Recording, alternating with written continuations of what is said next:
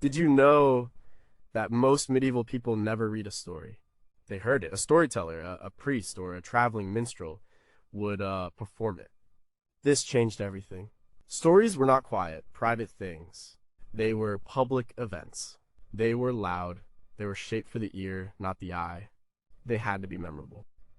They had to hold the attention of a restless crowd in a noisy hall. Because of this, medieval storytellers developed a whole set of tools we've mostly forgotten. We think of stories as a straight line. They thought of them as a woven tapestry, or a circle, or a set of nesting boxes. We want psychological realism. They wanted moral clarity. We want originality. They valued tradition. What if their way of telling stories wasn't primitive but just different? What if these forgotten techniques could show us something new about how we tell our own stories today? Number 20. What if a story was woven, not written? Stories today usually follow one person, or maybe two. We get a clear beginning, middle, and end for their journey. Medieval stories were different. They were often woven like a tapestry. They didn't follow one thread. They followed many, and they dropped and picked up those threads whenever they wanted. The technique is called interlace or entrelacement in French. Imagine you're following a knight on a quest. He rides into a forest. Suddenly the story just drops him. It picks up with another knight in a completely different part of the kingdom. Then it switches to a queen held captive in a castle.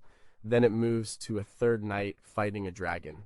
You might not hear about that first knight again for 50 pages. When you finally return to him, he's in the middle of a new adventure and the story just picks up as if no time has passed. This feels strange to us. It can feel messy or confusing. We want to know what happened next. But for the medieval audience, this was normal. The most famous example is Sir Thomas Malory's Le Morte d'Arthur, written around 1470. It's a massive book that follows dozens of knights from the Round Table. You follow Lancelot, then Gawain, then Tristan, then Galahad. Their stories overlap and intersect. A scholar named Eugene Vinever was one of the first to really study this in the 20th century.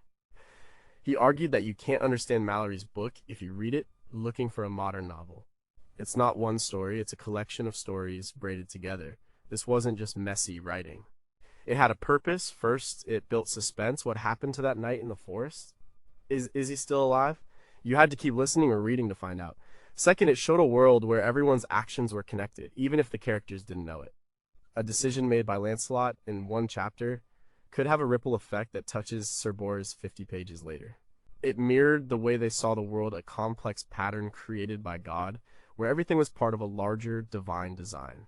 You couldn't just see one thread, you had to see the whole tapestry to understand. This worldview, a concept often called the Great Chain of Being, suggested an ordered, interconnected universe where every person and event had its place. The interlaced story structure was a literary reflection of that belief. It also allowed for a huge cast of characters and a sprawling world, which was perfect for the epic romances of the time. Some scholars, like C.S. Lewis in his work The Discarded Image, suggest this structure also came from the physical act of creating manuscripts. A scribe might be copying from several different source texts or exemplars. He might work on one story for a while, then switch to another source for a different part of the larger narrative. The physical process of compilation could have influenced the creative one. The story was literally being assembled from pieces, just like a tapestry. Did a reader in 1485 find this structure more natural than we do? Were their brains wired to handle these narrative jumps because their world felt less linear? What if the interlace technique is actually a more realistic way to show the chaos of life than a simple A to B to C plot? Could a blockbuster movie ever be structured this way? Or has our collective attention span shrunk too much to follow the threads? And number 19, could a character just be an idea walking around? When we read a modern novel, we expect characters to be complex. They have backstories, psychological motivations, and internal conflicts. They feel like real people. Medieval characters often don't. A knight might be described simply as brave. A lady is fair. A villain is evil. And that's it. We're tempted to call this bad writing. But it wasn't. They were doing something different. They were using a technique called didactic allegory. In an allegory, characters and events are not just what they are symbols for something else. The character isn't a person, they are a walking, talking idea. The story isn't just a story, it's a lesson. The most famous example of this is the 15th century play Everyman. The main character is named Everyman. He represents all of humanity. When death comes for him, every man looks for friends to go with him. He asks fellowship, kindred, and goods. They all refuse. Fellowship says he'll hang out and have a drink, but he won't face death. Goods says he can't go because earthly wealth can't be taken to the grave. The only character who will go with every man is good deeds. The characters are not subtle. Their names tell you exactly what they represent. The point of the story is not to explore the complex psychology of a man named Everyman. The point is to teach a very direct moral and religious lesson at the end of your life. Only your good deeds will matter. The audience wasn't supposed to wonder about Fellowship's childhood trauma or Good's economic philosophy.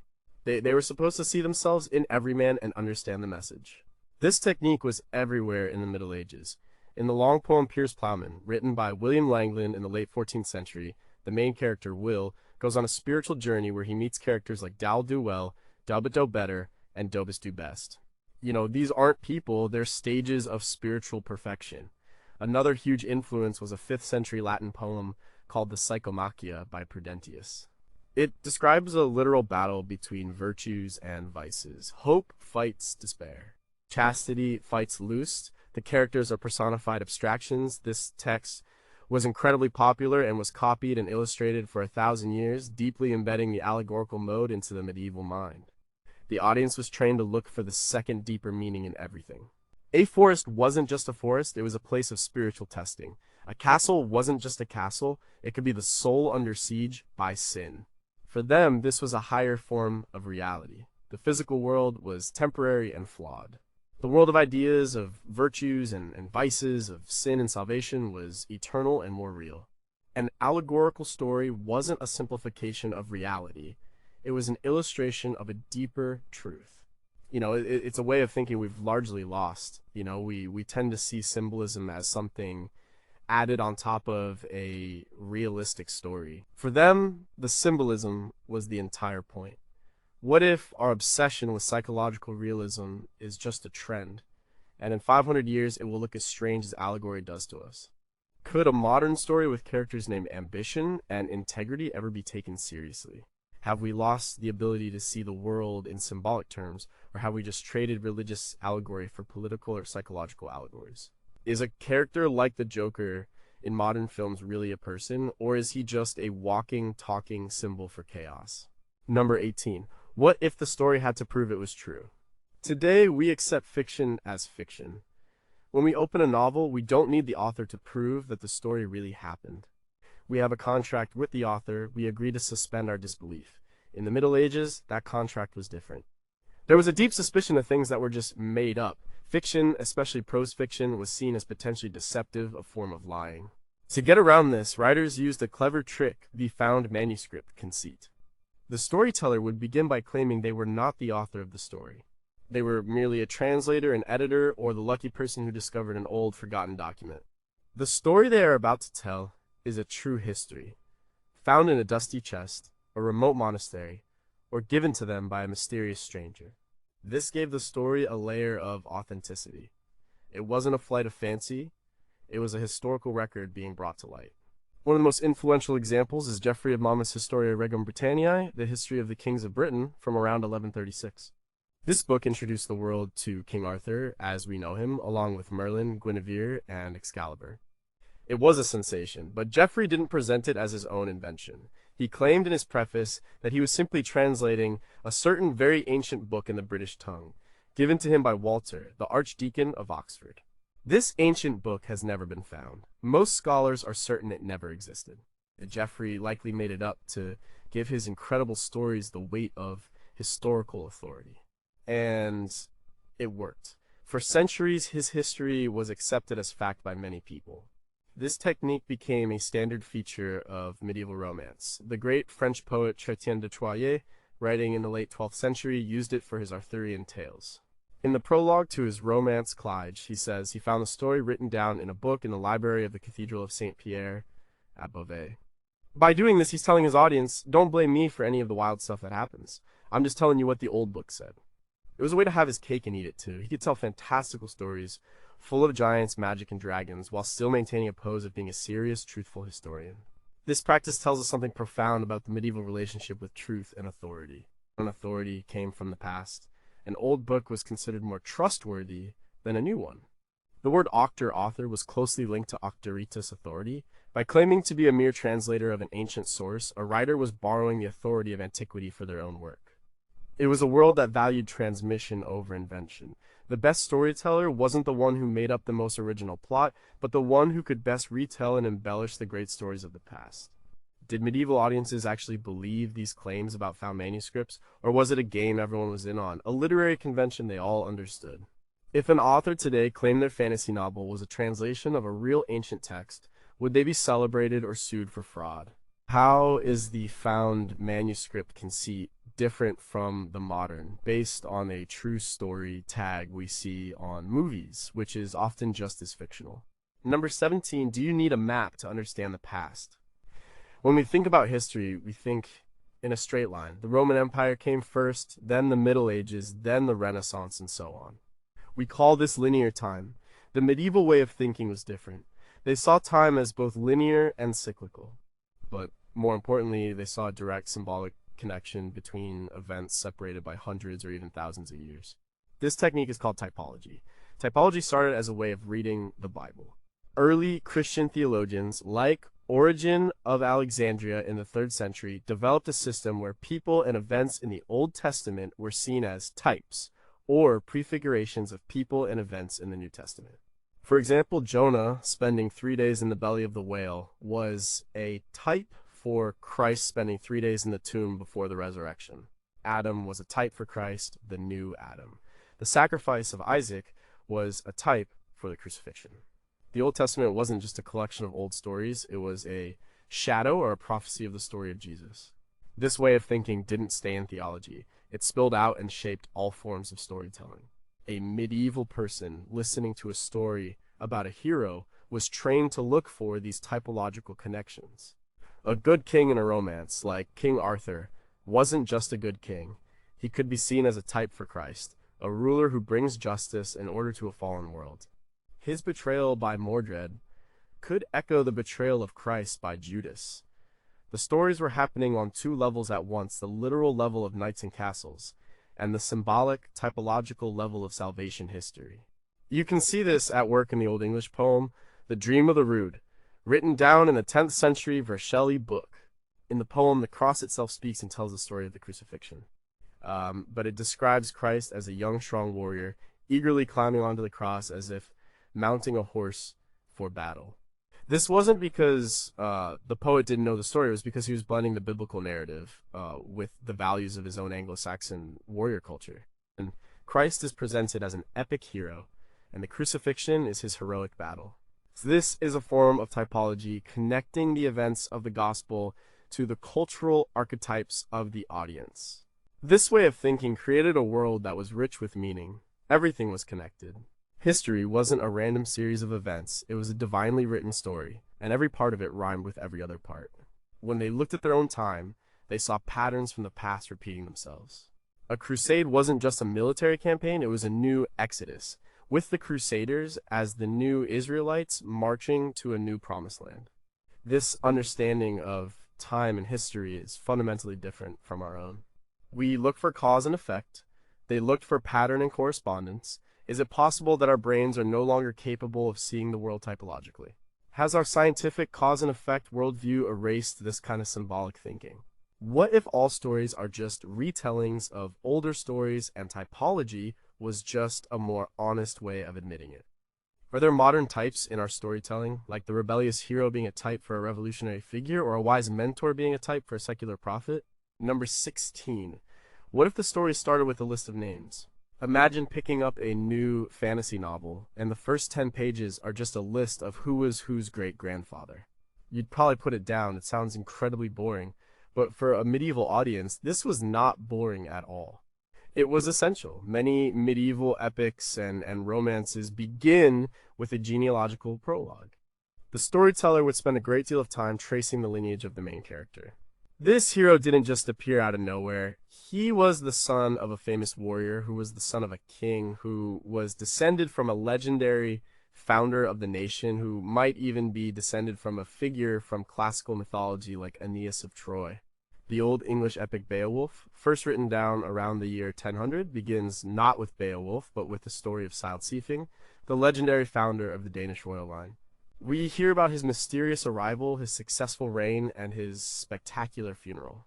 Only then do we get to his descendants, and eventually to King Hrothgar, the one who needs Beowulf's help. Why did they do this? For several reasons. First, in a society structured around kinship, family and lineage were everything. Your identity was not just who you were, but who you came from. Your ancestors' reputation was your reputation. By establishing a hero's noble lineage, the storyteller was immediately establishing his credentials. He was worthy of our attention because he came from a line of worthy people. This resonated deeply in the feudal societies of the Middle Ages, where inheritance and bloodlines determined one's place in the world. Second, it connected the current story to the great stories of the past. By linking a local English or French hero back to the heroes of Troy or Rome, the storyteller was claiming a place for their culture within the grand sweep of history. The Matter of Britain, the stories of Arthur, and the Matter of France, the stories of Charlemagne, were often given Trojan origins. This was a form of cultural legitimization. It said, "We are not barbarians. We are the inheritors of the great classical tradition." Geoffrey of Monmouth, for example, claimed that Britain was founded by Brutus, the great-grandson of the Trojan hero Aeneas. This directly linked the history of Britain to the epic story of the Aeneid. Finally, these genealogies served as a kind of map for the audience. They laid out the political and social landscape of the story.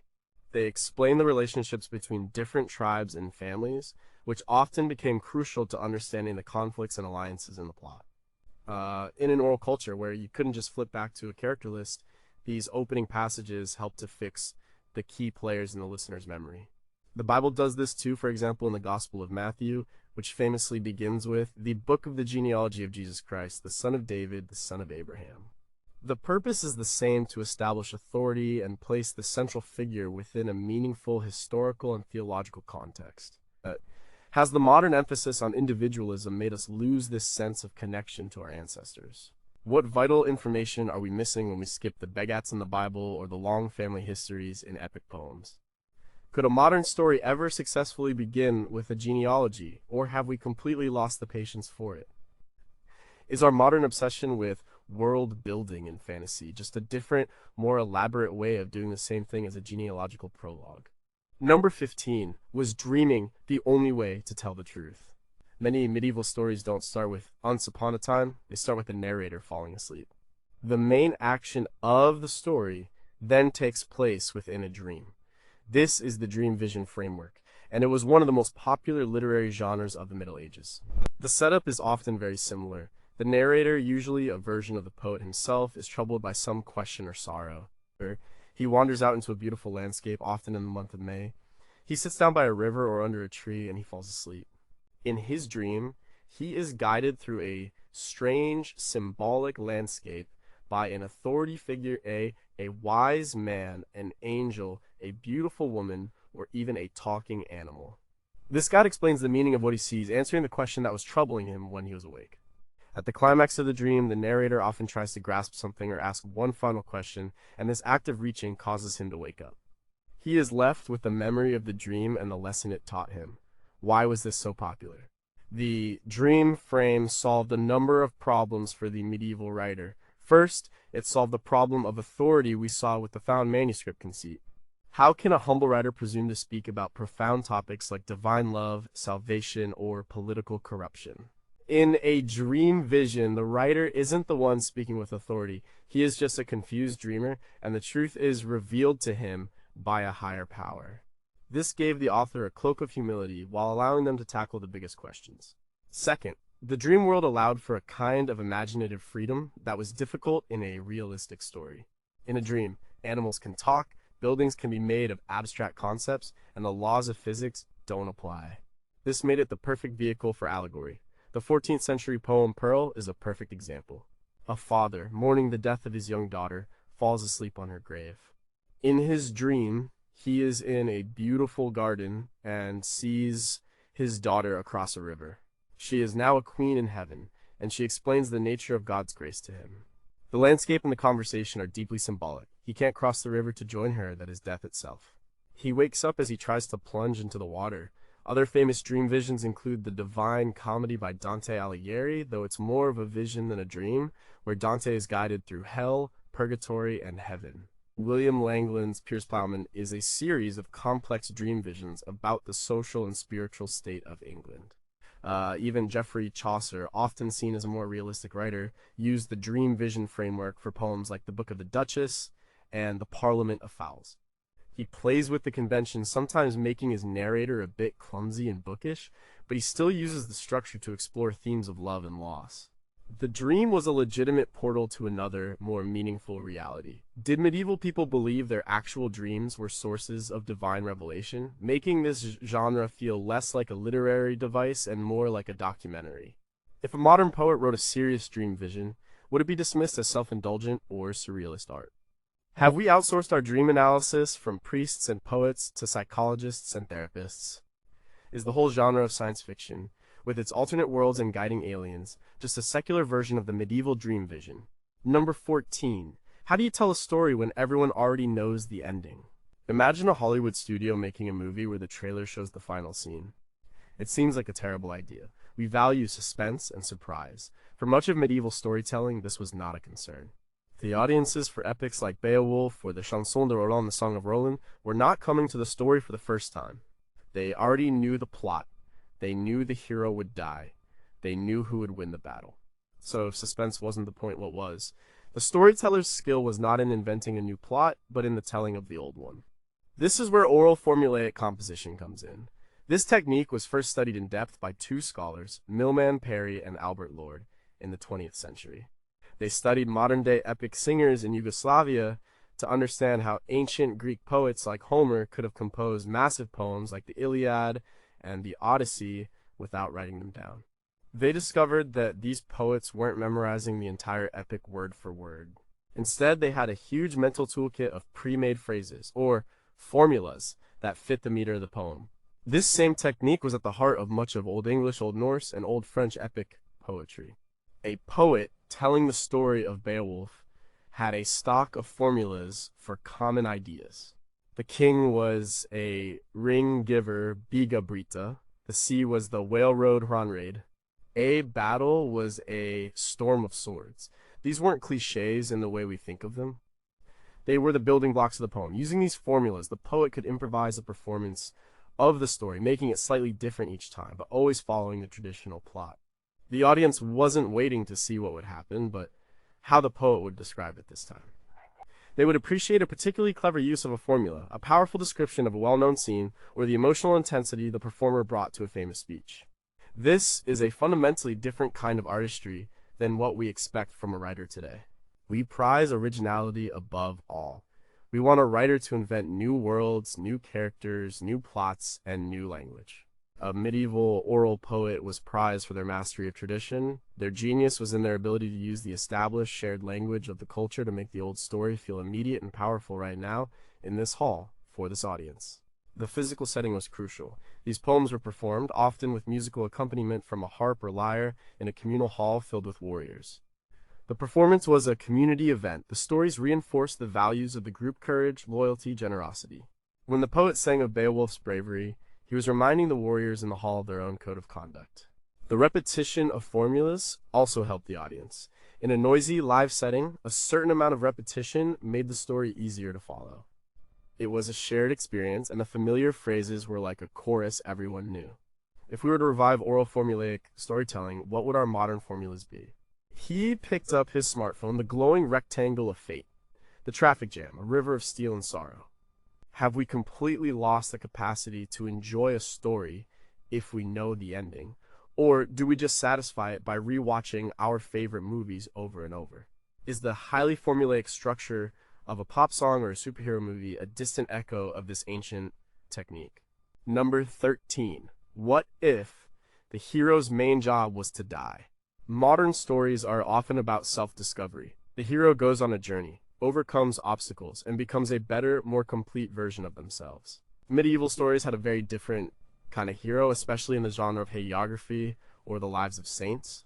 In these stories, the hero's main purpose was not to change or grow, but to demonstrate their unwavering faith, often by suffering and dying in a spectacular way. Hagiography was possibly the most popular genre of literature in the Middle Ages. The most famous collection was the Golden Legend Legenda Aurea, compiled by Jacobus de Voragine in Italy around 1260. It was a medieval bestseller with more surviving manuscript copies than almost any other book, including the Bible. It contained the life stories of all the major saints, organized by their feast days in the church calendar. And these stories followed a very clear formula. The formulaic tropes of hagiography were instantly recognizable to a medieval audience. The saint's life usually began with a noble or miraculous birth. As a child, they showed extraordinary piety, rejecting games to spend time in prayer. As an adult, they performed miracles healing the sick, raising the dead, or commanding wild animals. And then came the central part of the story for a martyr of the Passion. The saint would be arrested by a pagan Roman authority figure. They would give a long, defiant speech defending their faith. Then the tortures would begin. And the tortures were described in graphic, almost loving detail. The saint would be stretched on the rack, burned with torches, have their skin flayed, or their teeth pulled out. But through it all, they would remain steadfast, often aided by divine intervention. An angel might appear to comfort them, or the instruments of torture would miraculously break. Finally, the frustrated tyrant would order the saint to be beheaded, as this was seen as a noble death. After their death, more miracles would occur at their tomb, proving their sainthood. To a modern reader, this can seem repetitive and gruesome. The characters are completely flat. The saint is perfectly good, and the pagan villain is perfectly evil. There is no psychological depth. But that wasn't the point. The story was not meant to be a realistic biography. It was a tool for inspiration and instruction. The saint was a model Christian. Their suffering mirrored the suffering of Christ. Their ultimate triumph over death offered hope to the audience. The graphic descriptions of torture were not just for shock value.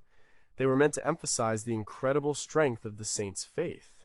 If St. Lawrence could endure being roasted alive on a gridiron and, according to legend, joked to his torturers, "Turn me over, I'm done on this side," then a common person could surely endure their own smaller, everyday trials.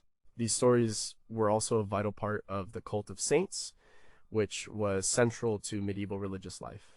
People would pray to specific saints for help with specific problems. Saint Apollonia, who had her teeth pulled out during her martyrdom, became the patron saint of toothache. The stories authenticated the power of the saints' relics and encouraged pilgrimages to their shrines. They were functional stories, designed to do a job in the real world. Is there a modern equivalent to hagiography? Are the biographies of inspirational figures like Steve Jobs or Martin Luther King Jr., which often simplify their lives into a clear narrative of struggle and triumph, a form of secular sainthood? Why are we so fascinated by stories of extreme suffering and endurance, from true crime podcasts to survival movies? Did the focus on martyrdom create a culture that glorified suffering in a way that we would now find deeply unhealthy? And number 12, why would a storyteller keep interrupting the story? When you're listening to a story, you want to get lost in it. The last thing you want is for the narrator to keep breaking the mood to talk directly to you. But medieval storytellers did this all the time. It's a technique called the direct address to the audience, or sometimes by its German name, Aufforderung zur Aufmerksamkeit, a call for attention. An oral performer in a drafty, noisy medieval hall couldn't take the audience's attention for granted. People were eating, drinking, talking, dogs were barking. The storyteller had to be a showman. They had to constantly manage the crowd, so they would pepper their performance with direct commands and comments. They would shout, "Listener, harker, now pay attention to this part." This was a practical tool to get everyone to quiet down and focus on a crucial plot point. But it was more than just classroom management. This technique created a direct personal relationship between the storyteller and the audience. It broke the fourth wall that we now hold so sacred. The storyteller wasn't an invisible, objective voice. He was a person in the room with you, sharing a story. He could express his own opinions about the characters. For example, in the middle of a battle scene, in a chanson de geste, a French song of deeds, the poet might say, "Oh, what a noble knight was Roland. You have never heard of a braver man," and the villain Ganelon, may God curse him, came up with a treacherous plan. But this told the audience exactly what to think. There was no moral ambiguity. The storyteller was your guide, making sure you understood who the good guys and bad guys were. The great English poet Geoffrey Chaucer, writing at the end of the 14th century, mastered this technique and turned it into a sophisticated literary device in the Canterbury Tales. The whole book is a collection of stories told by a group of pilgrims on their way to Canterbury. But Chaucer, the author, creates a narrator, a slightly naive and bumbling version of himself, who is one of the pilgrims. This narrator, Chaucer the Pilgrim, constantly addresses the reader directly. He apologizes for the rude language in the Miller's Tale, saying, "Don't blame me, I'm just reporting what he said." He asks the reader to forgive his own shortcomings as a writer. This creates a complex, ironic distance between the author, the narrator, and the stories themselves. It makes the act of storytelling itself a central theme of the work. This technique also shows up at the beginning and end of stories. A storyteller might begin by saying, "If you will all be quiet and listen, I will tell you a tale of great adventure." And they often ended with a formulaic closing that brought the audience back to the present moment. A typical ending might be, "Here ends the tale of Sir Lancelot. May God grant us all a good end. And please say a prayer for the one who told this story." This performative ending, or envoy, reminded everyone that the story was a human creation, a performance that had now concluded, and it often served to ask for a reward, whether spiritual prayers or material, a drink or a coin. Could a modern novelist get away with writing? And now, dear reader, pay attention, because this next part is really important. Why do we not prefer our narrators to be invisible and our fiction to feel like an unmediated window onto another world? Are the recaps at the beginning of TV show episodes previously on a modern, impersonal version of the old storytellers? Let me remind you what happened last time. Number 11. Could the footnotes be more important than the main text? When we read a book, we focus on the main block of text in the center of the page. We might glance at the footnotes or endnotes for a citation, but we see them as secondary, as something outside the real story. On a medieval manuscript page, this division was not so clear. The page was a conversation. The main text was in the center, but the margins were filled with other kinds of writing. This is the world of marginalia and glosses. A gloss was an explanation of a word or phrase in the main text. A scribe copying a Latin text might write the vernacular, e.g. Old English or Old French translation of a difficult word directly above it. This was an interlinear gloss. Or they might write a longer comment in the margin explaining a difficult concept, cross-referencing it to another text or adding their own thoughts. These marginal glosses could accumulate over time. A later scribe or reader might add their own comment next to the first one, creating a debate in the margins that spanned centuries. The book was not a static, finished object. It was an ongoing scholarly project. Marginalia could be more than just scholarly notes. Scribes were often monks, and their work was long, tedious, and painstaking. They would let their minds wander and their personalities show in the margins.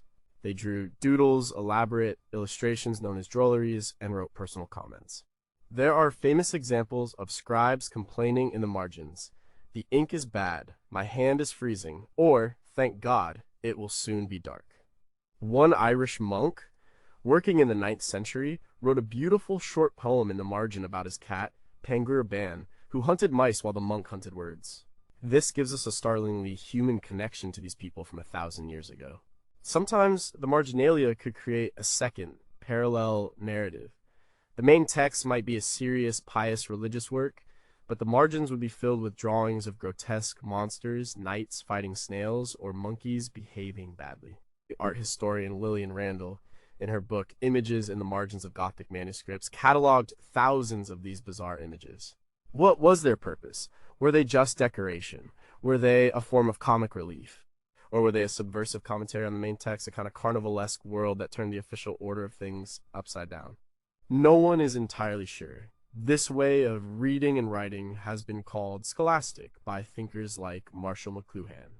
It assumed that a single text was not self-sufficient. It could only be understood in relation to all the other great texts, especially the Bible and the Church Fathers and the tradition of commentary that surrounded it. A page of a medieval manuscript visually represents this idea. It's a network of information.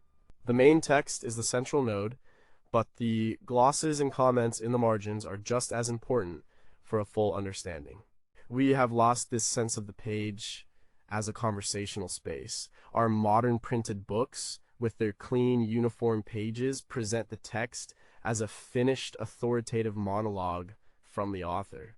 Is the internet with its hyperlinks, comment sections, and memes, actually a return to a more medieval way of reading, where every text is in conversation with every other text. What if we started publishing novels with a comment section printed in the margins? Did the invention of the printing press, which standardized the page and removed the scribe, make us dumber, less critical readers by presenting us with a text that looks too perfect and finished to be questioned? Number 10. What if time didn't move in a straight line? Our lives are governed by the clock and the calendar. We think of time as a relentless, forward-moving arrow. The past is gone, the future is not yet here. This linear view of time is so deeply ingrained in us that it's hard to imagine anything else. But for many people in the Middle Ages, time was also cyclical. It was a wheel, not an arrow. And this shaped the way they told stories. The most powerful cycle was the liturgical year of the church. The year was not just January to December. It was a repeating pattern of seasons: Advent, Christmas, Epiphany, Lent, Easter, Pentecost. The story of Christ's life, death, and resurrection was reenacted every single year. People didn't just remember it, they experienced it again and again. This created a sense that the most important events were not in the distant past, but were in some sense eternally present. The other great cycle was the cycle of nature, the turning of the seasons: spring, summer, autumn, winter. This rhythm of planting, growing, harvesting, and lying fallow governed the lives of the vast majority of people who worked the land. It was a pattern of birth, death, and rebirth. This cyclical worldview found its way into storytelling. One of the greatest examples is the 14th century English poem Sir Gawain and the Green Knight. The story begins at King Arthur's court on New Year's Eve. The mysterious Green Knight appears and proposes a challenge. The poem is meticulously structured around the turning of the year. We follow Gawain as the seasons pass from one new year to the next. The poet gives a long, beautiful description of the changing landscape as winter turns to spring, then summer, then autumn, and back to winter. Gawain's personal, linear journey of his quest is set within this larger, repeating, cyclical frame of the natural year. The story's structure mirrors a central medieval idea. Human life is a short, linear path, but it takes place within God's eternal, cyclical creation. This idea was often visualized as the Rota Fortunae, or the Wheel of Fortune. This image, made popular by the 6th century philosopher Boethius in his Consolation of Philosophy, was everywhere in the Middle Ages. It shows a wheel being turned by the blind goddess Fortuna. At the top of the wheel is a king in his glory. As the wheel turns, he is cast down, and another figure rises from the bottom. The message was clear: worldly success is fleeting. Those who are on top will soon be at the bottom, and vice versa. This wasn't seen as tragic, but simply as the way of the world. Stories that followed this pattern, like the tragedies in Chaucer's Monk's Tale, were not about a character's fatal flaw. They were demonstrations of the inevitable turning of fortune's wheel. A king falls not because of a mistake he made, but simply because it was his time to fall. This is a very different model of storytelling from the Aristotelian idea of tragedy that we have inherited. Have we lost something important by seeing time as only an arrow?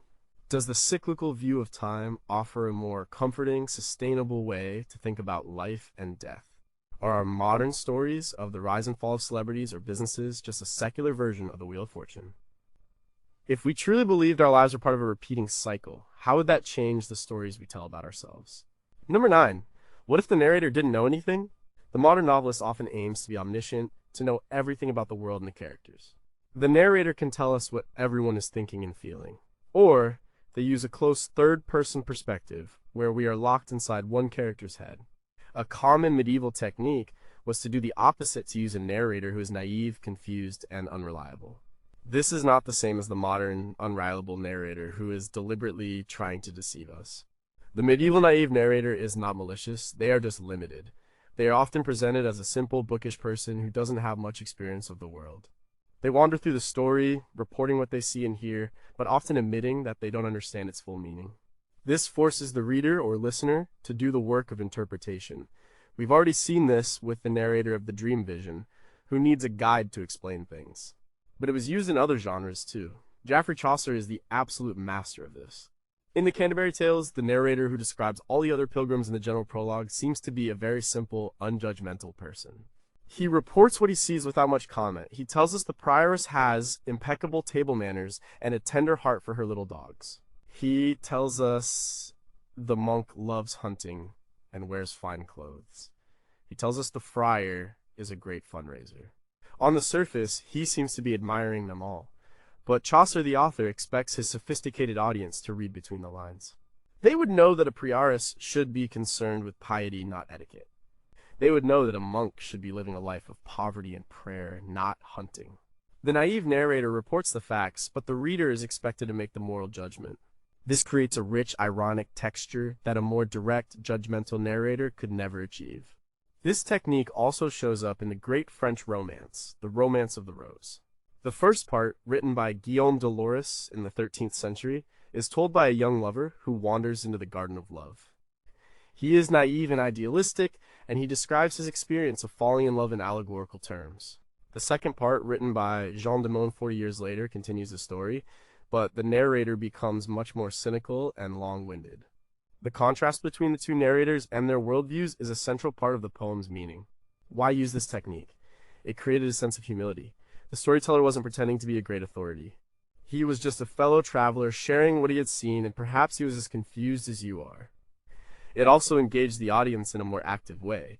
The audience couldn't just passively receive the story, they had to think critically about what the narrator was telling them and decide what it really meant. It was a way of teaching through puzzles rather than lectures. Is the naive narrator a more honest representation of the human condition than the all-knowing narrator, since in real life, we rarely understand the full meaning of events as they happen? Why have we come to trust the voice of an expert narrator more than one who admits their own confusion? Are there any truly popular modern examples of this technique, or is it a lost art? Number 8. What if a prophecy was a plot device? In modern stories, we tend to be suspicious of prophecies. They can feel like a lazy way to create foreshadowing or make the plot move forward. But in the medieval world, prophecy, curses, and divine portents were not just literary devices. They were considered a real part of how the world worked. The future was not entirely unknown. It could be glimpsed, often in dark and mysterious ways, and a prophecy, once spoken, was a powerful force that could shape the entire narrative. The belief in the power of the spoken word was immense. A blessing or a curse was not just a set of words, it was an act that could have real-world consequences. This is rooted in biblical and classical traditions. Think of the oracle at Delphi in Greek mythology or the prophets of the Old Testament. This belief carried straight through the Middle Ages. A story that was set in motion by a prophecy or a curse had an immediate sense of gravity and inevitability. The Arthurian legends are full of this. The character of Merlin is not just a wizard, he is a prophet. He knows the future, though he often speaks of it in riddles. He foresees Arthur's betrayal by Lancelot and Guinevere, and the eventual fall of the kingdom. This hangs over the entire story. Even when the court at Camelot is at its brightest and most glorious, the audience knows it is doomed. This doesn't destroy the suspense, it creates a profound sense of tragedy. The characters are moving towards a fate that has already been written. The story is not about if the kingdom will fall, but how. The human drama is in watching the characters make choices, some noble and some flawed, that lead them down the prophesied path. Its curses were just as powerful. In the sprawling German epic, the Nibelungenlied, written around 1200, the dwarf Alberic places a curse on the magical hoard of treasure that the hero Siegfried wins. This curse follows the treasure throughout the story, bringing death and destruction to everyone who possesses it. The curse is like a radioactive element, poisoning the relationships between characters and driving the plot towards its bloody conclusion. This wasn't just for epic literature. Prophecies were a real political tool. For centuries, the so-called prophecies of Merlin, first written down by Geoffrey of Monmouth, were used by political players in Britain. So people would interpret Merlin's obscure animal-based imagery to support their preferred candidate for the throne or to predict the outcome of a battle. These prophecies took on a life of their own, becoming part of the political discourse of the time. For a storyteller to use a prophecy in their tale was to tap into a deep and widely held cultural belief. It made the story feel more real and more significant. Do we still have a belief in prophecy?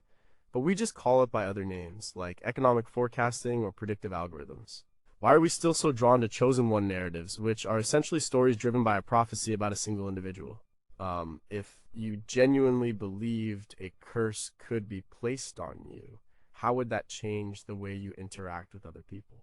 Number 7. What was the medieval equivalent of a cinematic universe?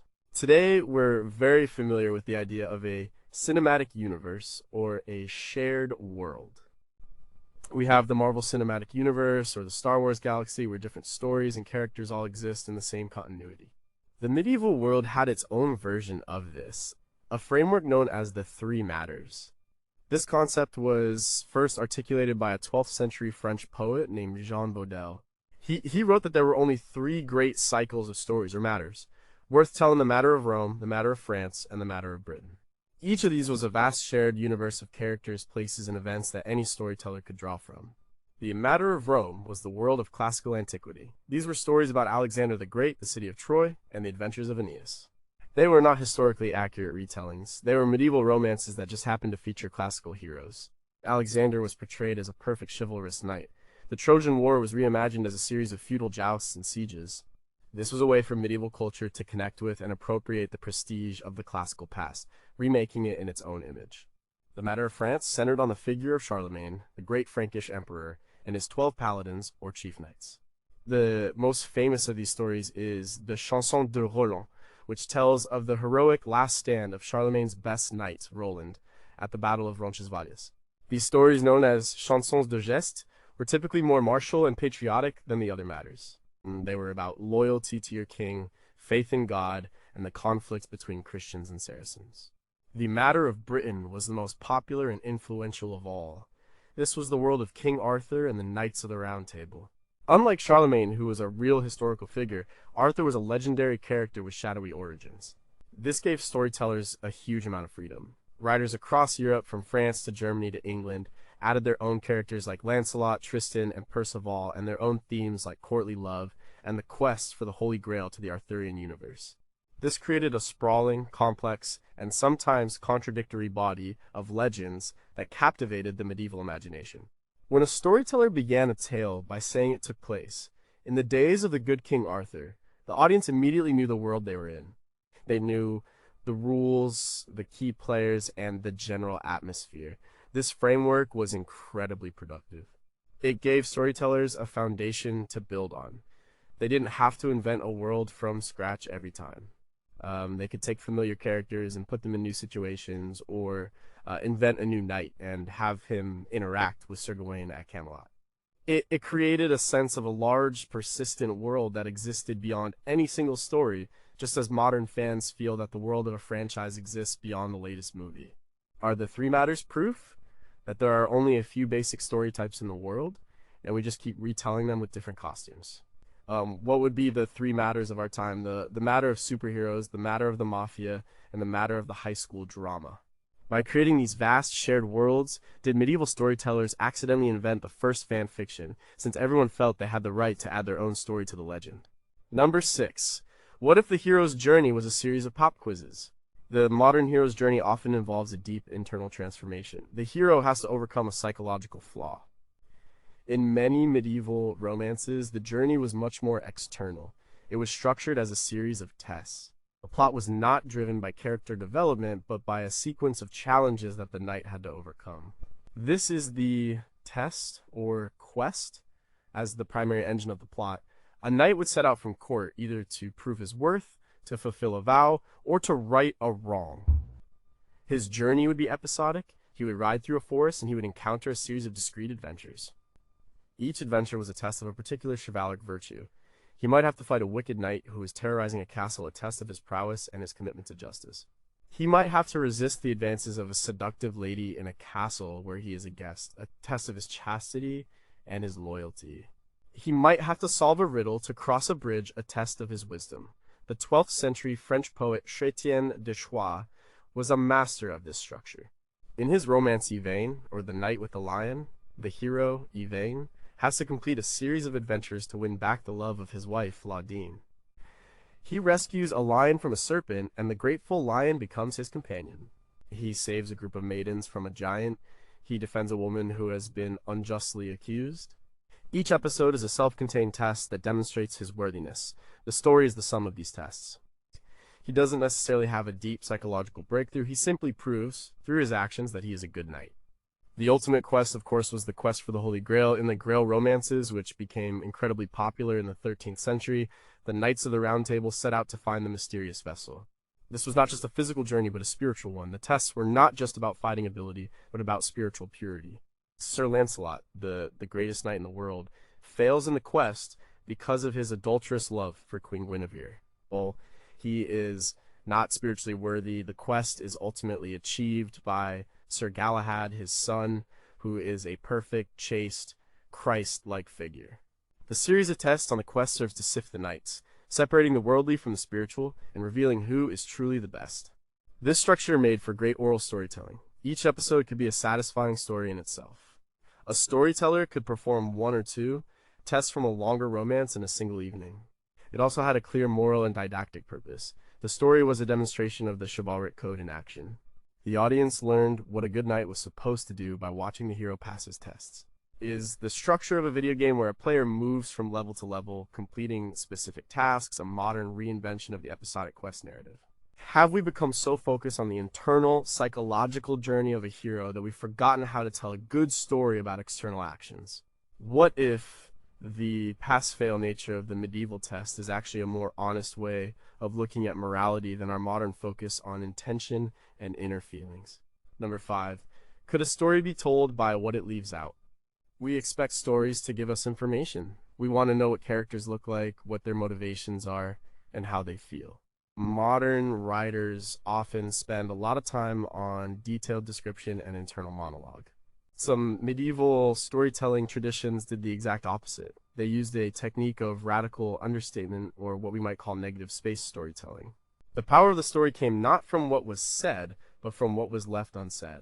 The Icelandic sagas, written down in the 13th and 14th centuries, are the supreme examples of this. The prose is famously terse, lean, and objective. The narrator almost never tells you what a character is thinking or feeling. Instead, they just report actions and dialogue. A character who has just received a mortal wound might deliver a dry, witty one-liner before dying. Two characters who are about to have a violent confrontation might have a very polite, formal conversation first. In Njál's saga, one of the greatest of the sagas, a character named Skarphedinn is renowned for his biting sarcasm and his unsettling grin. The saga tells us he is a tall man and a good swordsman, a fine swimmer, and a very swift runner. He was hardy and daring, and a poet to boot, but he was for the most part an ill-tempered man. When his family's home is surrounded by enemies and set on fire, his father, Njál, says that he and his wife will lie down and commend their souls to God, as they are too old to fight. Skarphedinn's reaction is simply reported. Skarphedinn smiled a little and said, "Our father is not thinking of being unavenged." The smiled a little is all the insight we get. The narrator doesn't tell us about his grief, his rage, or his love for his father. The gap is left for the audience to fill, and the effect is incredibly powerful. The emotion is all the stronger for being unstated. This technique was not limited to the sagas. You can see it in some of the early medieval epics as well. In the Chanson de Roland, when Roland finally decides to blow his elephant his horn to call Charlemagne for help, he knows the effort will kill him. The poem says, Roland sets the elephant to his mouth. He puts his whole strength into it and sounds it. The mountains were high and the sound carried a long way. They heard it for 30 leagues. It doesn't say Roland was filled with desperate regret and heroic resolve. It just describes the action, and the stark description is enough. Why this style? It may have come from a cultural preference for stoicism and dignity. Expressing emotion openly might have been seen as a sign of weakness. It also shows a great deal of respect for the audience. The storyteller trusts the listener to understand the emotional stakes without having to fill in. It forces the audience to become an active participant, to imagine the inner lives of the characters based on their brief, powerful actions. It is a show. Don't tell philosophy taken to its absolute extreme. Has our culture of oversharing on social media made it impossible for us to appreciate this kind of understated storytelling? Is it possible that describing emotions in detail actually makes them less powerful, not more?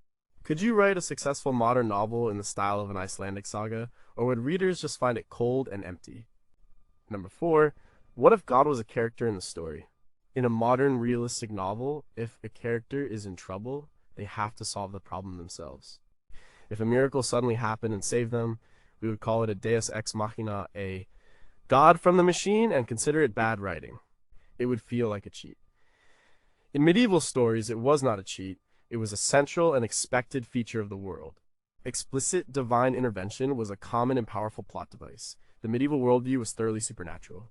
God and the devil, Angels and demons were not abstract concepts. They were active agents in the world, constantly intervening in human affairs. A story that didn't acknowledge this would have been seen as unrealistic, so when a hero was in an impossible situation, it was perfectly natural for a miracle to occur. This happens all the time in the lives of the saints. A saint is about to be burned at the stake, and a sudden rainstorm comes and extinguishes the flames. A saint is thrown into a dungeon, and an angel appears to unlock the doors. This was the whole point of the story, to show that God protects his faithful. It also happens in the epic poems. In the Chanson de Roland, after Roland's heroic death, Charlemagne's army is chasing the Saracens. But the sun is setting, and they are about to lose their chance for vengeance. Charlemagne prays to God, and God makes the sun stand still in the sky, just as he did for Joshua in the Old Testament, allowing the Franks to finish their battle. This is not presented as a strange or surprising event. It is presented as a natural consequence of Charlemagne's status as God's chosen emperor. This belief in divine intervention also shaped how stories were resolved. The outcome of a battle could be determined by a trial by combat. Two knights would fight, and it was believed that God would grant victory to the one who was in the right. This provided a built-in dramatic climax for many stories. The fight was not just a test of skill, it was a divine judgment.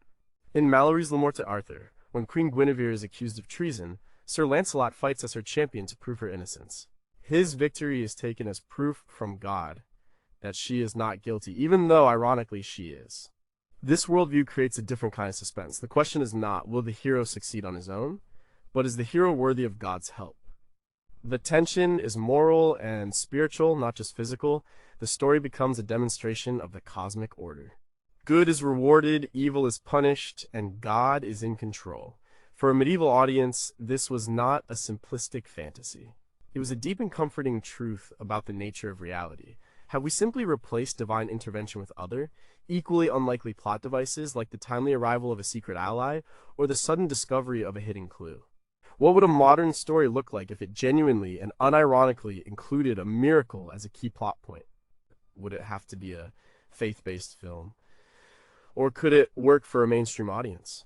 Does our insistence that characters solve their own problems reflect a modern arrogance about human self-sufficiency? Number 3. Why would a story be intentionally confusing? We value clarity. We want a story to make sense. A plot that is tangled, a sentence that is hard to follow, a character whose motives are unclear. We see these as flaws. But what if a story was deliberately complex, not to be confusing, but to reflect a more complex truth? This is the idea behind the Gothic, or flamboyant, style of late medieval storytelling. This technique is the literary equivalent of a late Gothic cathedral, like the one at Rouen or Cologne. These cathedrals are incredibly ornate. The surfaces are covered with intricate carvings, statues, and tracery.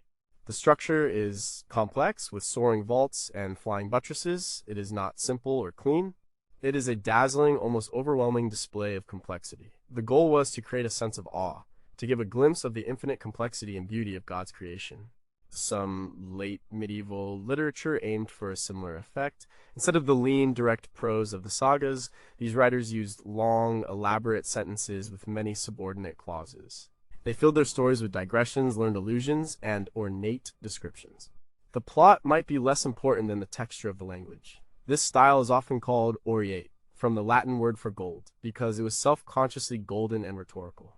The Scottish poets of the 15th century, like William Dunbar, were famous for this, as was the English poet John Lydgate. Another version of this was the deliberately fragmented or unfinished narrative.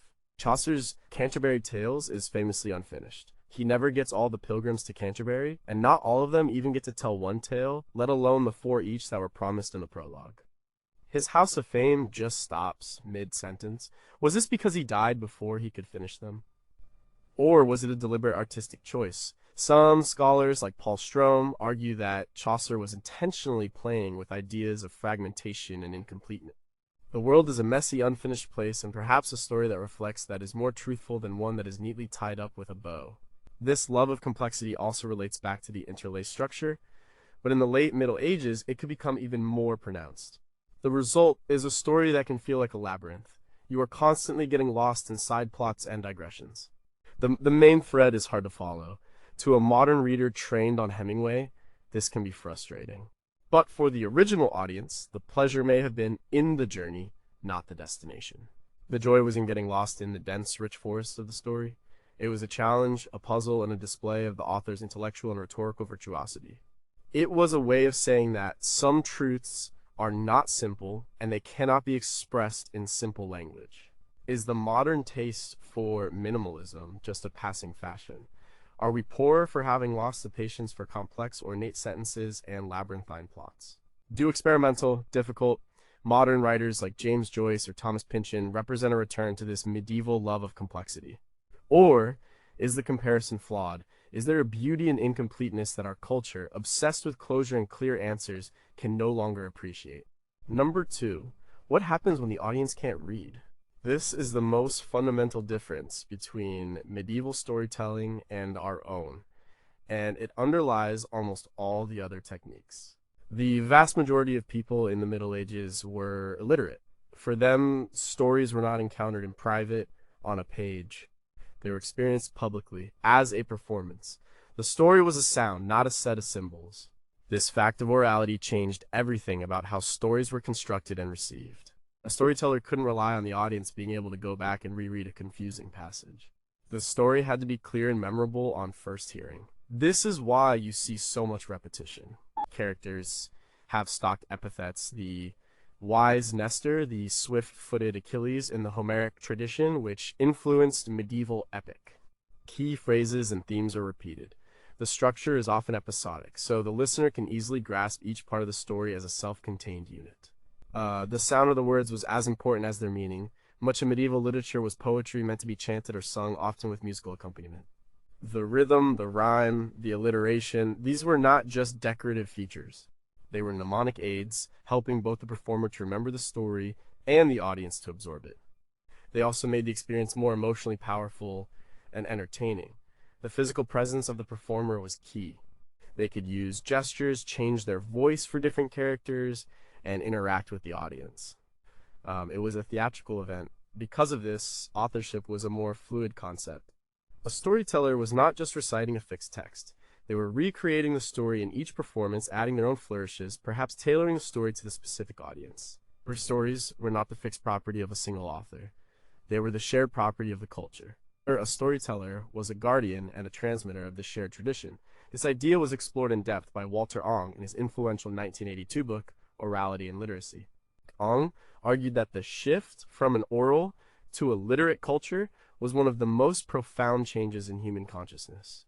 Even when books did exist, they were precious, handmade objects. A monastery might have only a few hundred books in its entire library.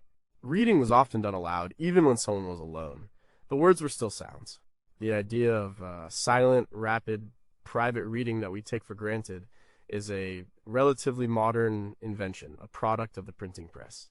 For the medieval world, the story was a social glue, an event that brought the community together in a shared imaginative space. It has the internet, with its podcasts, audiobooks, and video streaming, created a new kind of secondary orality that shares some features with medieval culture. If you have only ever consumed stories through your ears, does your brain actually process narrative differently? What have we lost by turning storytelling from a communal, public event into a silent, private activity? Is a movie a closer experience to medieval storytelling than a novel is? Number 1. What if the ending was just a new beginning? Our stories are obsessed with endings, and they lived happily ever after. The case is solved, the couple gets together, the world is saved, we crave closure.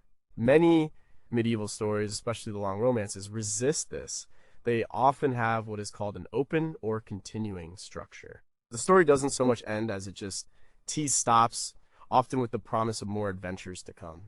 This is partly a result of the episodic, quest-based nature of the narratives. Since the story is just a series of tests, you can always add one more. A knight returns to court victorious from one quest, and a messenger immediately arrives to announce a new problem that needs solving. The end of one adventure is simply the setup for the next. This created the medieval equivalent of a franchise sequel. If a story was popular, the storyteller or a different writer could easily pick up the thread and write a continuation. The great romance cycles, like the Arthurian legends or the stories of Charlemagne, grew over centuries in this way, with new authors constantly adding new episodes and characters. You can see this in Sir Thomas Malory's La Morte d'Arthur. Even though the book ends with the tragic death of Arthur and the collapse of the Round Table, there's still a sense of openness. Mallory ends by discussing the popular belief that Arthur is not truly dead, but will one day return when his country needs him most rex quandam, rexque futuris, the once and future king. The ending is not a final closure, but a state of suspended animation, a promise of a future return. The story is not over forever. This open-endedness also reflects a different philosophical and religious outlook. In the Christian worldview that dominated the Middle Ages, the story of this world is not the final story. Earthly life is a journey, a pilgrimage, but the final destination is the next world. So, a story that ends with a neat and tidy happily ever after in this world might have seemed dishonest. The real ending, the final judgment, and the life to come was outside the scope of the story. The narrative of human life on Earth was, by its very nature, an unfinished one. This is a stark contrast to the classical Aristotelian model of a story, which demands a clear beginning, middle, and end, with a resolution that ties everything up. The medieval romance often feels more like a modern soap opera or a long-running comic book series where the story is always in the middle. The status quo is re-established at the end of each arc, only to be disrupted again in the next one. The goal is not to reach a final conclusion, but to keep the story going. Is our modern desire for neat endings a sign of anxiety, a need to impose order on a chaotic world? What if happily ever after is the most unrealistic and damaging lie that stories tell us? Could the medieval model of the continuing story, with its lack of final closure, actually be a more psychologically healthy and realistic way to think about our own lives, which never have neat endings, only transitions?